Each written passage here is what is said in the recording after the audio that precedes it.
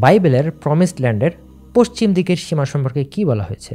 বাইবেলের কিছু কিছু বর্ণনা অনুসারে বনী ইসরায়েল জাতির প্রমিসড ল্যান্ডের পশ্চিম দিকের সীমা হচ্ছে ভূমধ্য সাগর পর্যন্ত।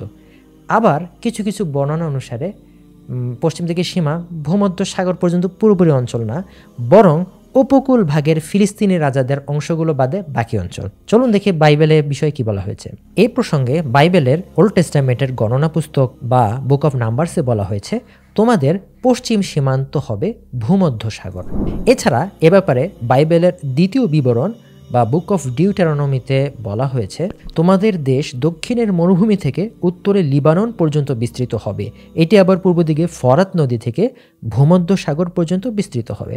এছাড়া বাইবেলে যাত্রার পুস্তক বা বুক অফ এক্সোডাসে বলা হয়েছে লোহিত সাগর থেকে ভূমধ্য সাগর অর্থাৎ হিব্রু ভাষায় ফিলিস্তিনিদের সমুদ্র পর্যন্ত এবং মরুভূমি থেকে ইউফ্রেটিস নদী পর্যন্ত আমি তোমাদের সীমানায় স্থাপন করব।